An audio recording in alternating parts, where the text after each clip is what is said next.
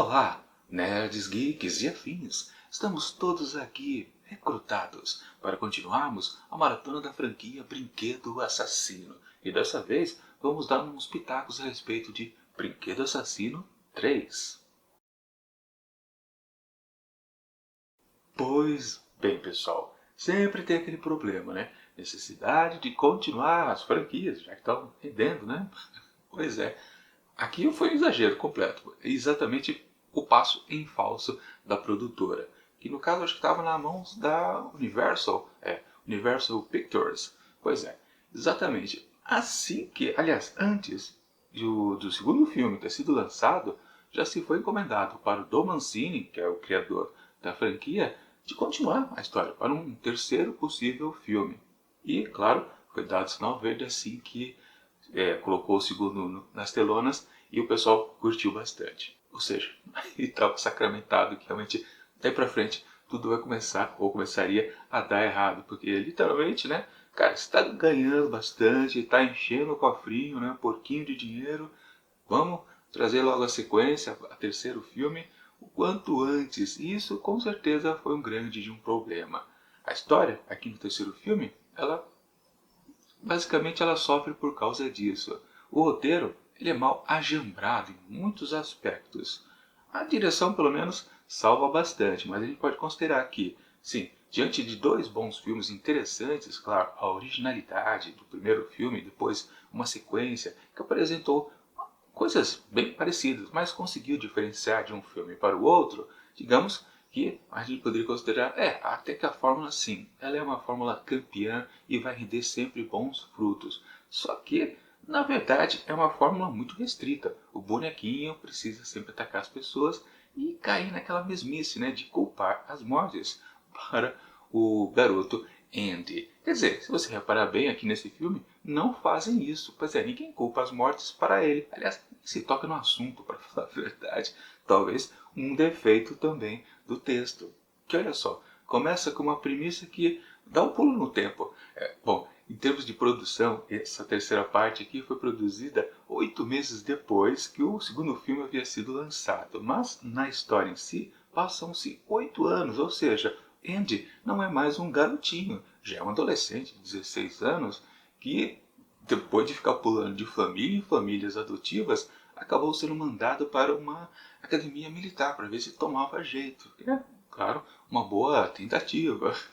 Bom, a premissa também é interessante. Lembra que eu falei que um dos pontos positivos do segundo filme foi justamente trocar o tom, né? Se antes no primeiro tinha aquela coisa meio de investigação policial, aquela coisa mais de ação, no segundo foi uma coisa mais fechada, dentro de uma casa de família, ou seja, climas completamente distintos. E aqui colocar então a ação dentro de uma casa de militar com muito mais gente em volta, coisa que a série sempre manteve, os dois primeiros filmes, de trabalhar com um elenco muito curto. Aqui pelo menos tinha mais figurantes, mas de fato, claro, o elenco é curto do mesmo jeito.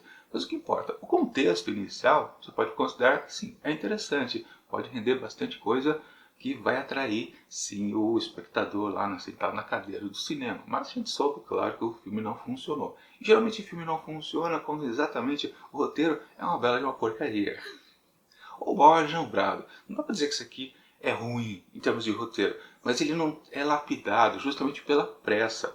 E aliás, depois o Don Mancini acabou revelando em entrevistas que quando ele terminou o segundo filme, ele já não tinha mais ideias de como desenvolver a história. Mas veio a pressão do estúdio para continuar e ele acabou jogando a história então mais para frente, né? Dando pulos nos anos, justamente para pegar o personagem um pouco mais velho e colocar outros contextos. Na verdade, se você for reparar, a gente pode considerar que ainda o Andy é uma espécie de criança ali dentro daquela academia militar, mesmo que tenha uma criança de fato na história, porque o comportamento dele é ainda meio travado, traumatizado, claro, completamente traumatizado.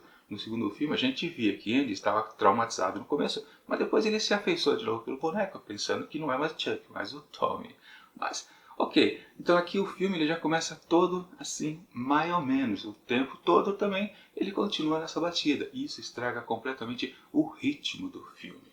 Aliás, o grande problema que o segundo filme já teve, aconteceu novamente aqui no terceiro, onde é exatamente a explicação. Peraí, como é que o boneco vai voltar ativa, porque ele foi destruído no filme anterior. Exatamente, né? Se na outra vez ele foi totalmente é, derretido com plástico quente, depois explodido com ar quente, não sobrou nada de novo, ele estava todo desmembrado. O que aconteceu? Outra forçação de barra, assim como aconteceu na abertura do segundo filme. Dessa vez, as empresas, depois de passarem anos e anos, né, prejudicadas, justamente por causa daqueles processos feitos pela mãe de Andy, né, culpando a empresa pelos assassinatos e tudo, a questão de publicidade, né, a empresa sofreu grandes reveses econômicos e agora, finalmente, depois de tanto tempo, o pessoal já tinha meio que esquecido a história do Chuck, né, relacionado ao boneco assassino. Então eles poderiam retornar à produção justamente do boneco Good Guy e também retornar àquela fábrica que foi parada, né? A abertura do filme é exatamente aquela fábrica cheia de teias de aranha para lá e para cá, completamente abandonada. E é justamente ali que vem o contexto de renascimento do Chuck, quando o sangue, que ainda está lá dentro do boneco todo deformado, cai lá no panelão de mais plástico sendo derretido para fazer novos bonequinhos. Uma sandice também aquela cena, falta de lógica o tempo todo. Mas peraí, a fábrica está sendo limpa e ao mesmo tempo já está começando a produção de novos bonecos. Uma coisa sem sentido. E claro, ele renasce porque o sangue contamina o plástico novo que vai dar origem a novos bonecos Good Guys. Claro, só num, né? Aliás, também foi dito que o Don Mancini teve a ideia de fazer vários checks, ou seja, talvez aproveitando essa ideia do sangue, né, cair dentro lá do tacho de plástico derretido, a alma dele se espalha por vários bonecos, mas ficou apenas um por questões econômicas, né, de orçamento, né, economizar. Sempre lembrando, esse tipo de filme sempre foi considerado de baixo orçamento, não se podia gastar muito além de um certo teto, porque senão já não começava a valer a pena, porque esses tipos de produção, na verdade, sempre foram grandes apostas. Ou seja, a gente faz um filme baratinho, se colar, beleza, faturamos bastante. Coisa que aconteceu nos dois filmes anteriores e em muitos outros filmes de horror do gênero slash. Aliás, em questão de orçamento, né, eu acho que esqueci de comentar no vídeo anterior que justamente a mãe de Andy e o policial, eles não retornam à história, ficaram somente ele, justamente por causa disso. Foi escrita uma cena onde eles participavam de uma cena de tribunal, onde realmente se decidia a guarda do Andy, nessas linhas mais ou menos. Por problema da grana, foi cortada a cena e realmente ficou um pouco órfão, digamos assim. O roteiro justamente dá uma explicação para os personagens anteriores da produção. Mas enfim, aqui tudo novo, só ficou o Andy. Quer dizer, não ficou o Andy, né? Porque agora o ator tem que crescer, né? E se contratou outro que não tem nada a ver com o rosto dele, né? Do garoto dos dois filmes anteriores. Mas eu olhava para esse novo ator aqui que faz o Andy e falava, caramba, de onde que eu conheço ele? Depois que eu fui pesquisar, que eu acabei descobrindo, ele era o Jim Olsen, o fotógrafo lá da série do Clark Kent e Lois Lane. Pois é, lá na década de também 90, né? Pois ele participou acho que de 3 temporadas e sempre esteve marcante em vários episódios. Bem bacana. Aliás, aqui também nesse filme aparece uma outra figura que também eu bati o olho no ator e falava, da onde que eu conheço ele? E já vou logo dizendo, né? É o barbeiro aqui, o militar barbeiro, aquele ator fez o Garak lá na série Star Trek Deep Space Nine. Sim, ele é aquele cardassiano, espião, infiltrado, malandrão. Sempre bom aquele personagem. Bom, enfim, é legal a gente encontrar também antigas produções, principalmente em filmes que eu nunca tinha visto, né? Lembra? Eu nunca vi um filme do Brinquedo Assassino. Encontrar tipos que a gente já conhece de vista de outras coisas que a gente gosta bastante. Enfim, aliás, falando nesse personagem barbeiro aqui militar, foi uma forçação de barra também, né? Que, aliás, durante o filme foi passando, eu já estava viajando, né? Não agradava mesmo o texto. A direção é bacana, a direção agora sim de Jack Bender. O roteiro continua do Don Mancini. E justamente quando vinham as cenas do barbeiro, eu falava coisa maluca, meio desencontrada. Tudo bem, né? Você precisa fazer um corte no cabelo, não deixar ele grande quando você entra dentro de uma academia militar. Mas tá, aí me lembrei, e depois teve a cena do próprio Chuck, né, com perigos também de ter o cabelo cortado, e aí me veio uma ideia na hora. Caramba, eu acho que o momento de criação desse terceiro filme aqui por Dom Mancini foi justamente isso. Alguém deve ter comentado pra ele, caramba, esse boneco feio que você faz nos filmes, né, ele não pode cortar o cabelo dele, é muito feio esse cabelo ali, copinha, né. Aí ele deve ter pensado, caramba, é mesmo, né? A gente podia cortar o cabelo dele, mas se ele tivesse num contexto militar? Eu acho que a criação do novo cenário da história veio baseado justamente no cabelo do Chuck. Teoria minha, claro, que não dá para confirmar. Mas enfim, né? Ele está no contexto, então, de ter que estar internado mais uma vez numa academia militar. E aí ele conhece, claro, um amigo aqui, outro amigo ali, um amigo de quarto, né? White alguma coisa, que eu não me lembro agora. E também o garotinho, que faz às vezes da criança aqui na série, que é o Tyler. Que o garoto chato, né? É mais chatinho do que era o próprio Andy nos filmes anteriores, né? Aliás, o Andy era mais safo, né? Esse garoto aqui, ele é mais infantiloide, né? Ou seja, a gente não consegue se afeiçoar. E aí está um grande problema, então, do texto. O roteiro não faz com que a gente goste desses personagens. De uma maneira geral, claro, em todo filme assim do gênero slash, onde vai ter um monte de morte, você acaba, claro, não se afeiçoando. Você tem que imediatamente entender qual é a graça do personagem e torcer para ele ficar vivo ou não. Mas no caso, há uma certa, digamos assim, através do protagonista da história, você vai se afeiçoando aos outros personagens que, claro, estão em volta dele. Uma química que você percebe que acontece na história. Aqui, basicamente, o Andy está completamente solto dos outros personagens. Nem do próprio companheiro de quarto, quanto menos daquele garoto lá que ele tem que salvar. Porque tem que manter aquela base da história, né, do brinquedo assassino, que o Chuck quer pegar a alma do garoto. Ou melhor, exato contrário, né? Ele quer entrar com sua alma dentro do corpo da criança. Enfim, também foi uma forçação de barra, mas peraí, por que você cresceu então, o Andy? Aquelas coisas, só para mudar um pouco o contexto, você acaba indo para um lado que você acaba caindo em certas nuances que não funcionam bem para o ritmo da história. E é basicamente isso também, outro defeito aqui desse roteiro. E claro, né, a necessidade de fazer mortes mais criativas. Falando nisso, né, antes de a gente ir para a academia, a primeira morte que teve foi justamente lá do presidente da empresa que produz o Good Guys, que aliás é o mesmo ator que participou do segundo filme. Mas foi uma morte bem tosquinha, claro, se baseando no contexto de Brinquedo Assassino e o próprio Chuck se valer de vários outros brinquedinhos para meio que amedrontar lá o chefão da empresa. Isso foi uma morte assim forçada, um pouquinho demorada a cena também. Aliás, esse filme aqui é o mais longo até agora, 90 minutos, mais do que os outros. Se o anterior foi curto, porque foi encurtada aquela cena justamente da mãe do detetive, esse aqui ficou mais longo. E eu percebi que algumas cenas realmente eram demasiadas longas e cansavam um pouquinho, meio que não iam ao ponto, ou seja, não gerava inclusive atenção. Embora, de novo, a direção aqui do Jack Bender seja interessante. Falando nele, é um diretor bem conhecido por ter feito a direção de vários episódios de várias séries famosas, como Lost, Alias, como também Game of Thrones recentemente. Ele só dirigiu, acho, 2 episódios, não foi muito não. Das outras séries ele dirigiu um monte, dezenas de episódios. Enfim, é um diretor que sabe se manejar a ação, mas o roteiro não ajuda. E filme é isso. Se o roteiro não está bem escrito, não tem diretor que salve ele. O ritmo sempre vai ficar truncado. Mas, enfim, aí dentro da academia militar as mortes vão acontecendo, claro, de maneiras algumas forçadas, como por exemplo a do personagem do barbeiro, que tem uma existência ali dentro da história completamente assim over, né? Ele destoa completamente e ele não está conectado a nada. Ele podia ser um entregador de leite que entra todo dia no quartel para entregar o leite e também acaba morrendo nas mãos do Chuck. Ele não está conectado com a história. É super esquisito aquele personagem. Claro, o comandante ali, o coronel da academia militar, ele sim tem o contexto que ele que recebe o Andy, fala que ele tem que tomar jeito e tudo. E aliás, foi a morte mais que eu gostei, porque foi uma morte inesperada, né? Que ele simplesmente, né, ele se assustou com o boneco tendo vida e teve um ataque cardíaco e caiu duro atrás. Melhor ainda foi o comentário do Chuck, né? Ah, tu tá de sacanagem comigo, né, cara? Eu quero te matar e você morre antes. Sensacional aquela cena. Vale o filme, digamos, aquela cena. Embora em termos de morte, né, a que mais talvez tenha mais tensão, embora para mim não tenha funcionado, mas as pessoas comentam, foi justamente aquela do cara do caminhão de lixo, né, que foi amassado ali pelo Chuck.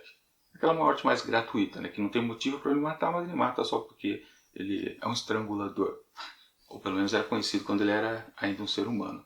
Aliás, nos filmes anteriores só teve acho que uma morte que era por estrangulamento, né, que foi a mãe adotiva do Andy, acho que no segundo filme, né? E aqui acontece mais a primeira morte por estrangulamento de fato, né? Mas não se vê que o assistente do presidente no outro filme também morreu com um saco de plástico na cabeça, né? Bom, enfim, as mortes sempre têm que ser criativas, mas às vezes elas não funcionam, pelo menos visualmente, talvez. Mas vamos ao ritmo que se desenvolve então a história. Se Andy está ali dentro da academia e depois chega um pacote com o Chuck lá dentro e alguém consegue me explicar como é que o Chuck se meteu ali dentro daquela caixa, não tem como. Alguém teria feito isso para ele, mas quem poderia ter feito? Se a única pessoa que ele teve contato que a gente viu foi justamente o dono da empresa. Ele matou. Se ele tivesse, não tem como. Como que o cara se fecha ali dentro de uma caixa completamente lacrada? Tudo bem, é só o papel em volta da caixa lá do Good Guys, mas não tem sentido nenhum aquela cena. O roteiro já fica completamente vendido nesse momento. Não tem lógica nenhuma. A primeira, quando ele tem o renascimento dele, você pode considerar, tá, é uma certa fantasia, né? O sangue dele contaminou o tonel de plástico derretido, tudo bem, vai, forçadamente. A gente já acreditou que no filme anterior ele renasceu por causa de um raio, quer dizer, de uma descarga elétrica. Tudo bem, mas aquilo não tem sentido nenhum, não tem fantasia que explique como é que ele se meteu dentro daquela caixa ali sozinho. Bom, ele podia ter feito o endereço, mas como é que ele se lacrou ali dentro? Não tem sentido nenhum. Ah, ele pode ter feito o endereço ali, colocado num banco de dados, e depois lá na fábrica ele foi endereçado. Não, é muita confusão, né? Podia ter tido uma cena assim explicando, mas ele ter matado depois o empacotador. Ah, não dá, não tem motivo, enfim. A gente tem que acreditar que aquilo lá funciona. Bom, e tem os personagens típicos que também acontece muito nesse tipo de filme, de matança, né? Que você sabe que vai morrer simplesmente porque a pessoa é o ignorante da vez. E tivemos, claro, aqui no caso, aquele coronel, tenente-coronel que comanda lá aquela turma ali de cadetes, que não passa de puro clichê de soldado autoritário que a gente já viu em milhares e milhares de filmes por aí. É o típico que você sabe, esse vai morrer, com certeza. Como também o próprio, né, barbeiro, que também era agressivo, também ia morrer. O coronel era bonzinho, mas era fadado também a morrer nesse tipo de filme, né? E as outras mortes que aconteceram depois foi naquela forçação de barra também lá ao final do filme, quando aparece aquele guarda de segurança lá dentro do parque de diversão. Aliás, antes de chegar ao parque de diversão, né? Uma coisa eu também fiquei pensando durante o filme que, como eu disse, né? Eu não estava acreditando nele, então eu ficava viajando na maionese de como ele podia ir para lá ou para cá. E eu fiquei pensando, caramba, como é que vai ter o final do Chuck aqui nesse terceiro filme? Pelo ritmo da franquia, ele vai ter que ser destroçado mais uma vez. Desmembrado, explodido, alguma coisa. Mas no contexto de uma academia militar, como que isso vai acontecer? Não me vinha nada à cabeça, né? Um canhão que ele explodia, eu acho que era o máximo possível, né? Um canhão antigo lá, né? Podia ser, mas não, né? Apareceu de repente, né? Naquela cena romântica, né? Entre Andy e a da Silva, a De Silva, aliás, né? Que é a minha xará, né? Eu sou da Silva, ela era a De Silva. É, uma ceninha romântica, né? Ela mostra pra ele, né? Lá à distância, um parque de diversão. Ou seja, aí quando eu vi o parque eu falei, vai ser lá que ele vai ser destruído com certeza. A história vai bandear para lá de alguma maneira e dito e feito, né? Aliás, não só dentro do parque de diversão, mas dentro daquelas casas de horror, né? Que vai o trenzinho andando por vários locais e você sendo recebido por monstros, esqueletos, Dráculas, vampiros, homens com a foice, né? Enfim, aliás, aquela foice também foi forçado, né? Porque uma das maneiras, tá, como é que ele vai ser destroçado? De maneira também forçada, né? Teve aquela grande figura da morte com a foice ali, que cortou quase metade do rosto do Chuck. Mas caramba, dentro de um parque de diversão, aquela lâmina é de verdade? Ela tinha que ser falsa, né? Tinha que ser cenográfica, mas tudo bem. E depois outra maneira que arranjou também dele ser picado, trucidado, é literalmente porque tinha um belo de um ventilador monstruoso para fazer um ventinho mequetrefe, né? Diga-se de passagem. Só para cima? Pra quê? Se fosse voltado para o público, né, que está vindo com um carrinho ali, né, levando aquela loufada de vento, né, pensando que é a loufada da morte chegando ali dentro, né, do contexto de terror, horror, vá lá. Mas por que era para cima? É só para realmente ele ser picado ali depois. Quando apareceu o ventilador eu já sabia, tá, é ali que ele vai ser picado, né. Coisas completamente forçadas num texto que não tem inspiração nenhuma. Mas claro, o pior contexto de todo o roteiro é exatamente a questão de ele, o Andy, ficar tentando salvar o Tyler, que é uma coisa forçada, ninguém se interessa. Ô, moleque, se vira aí.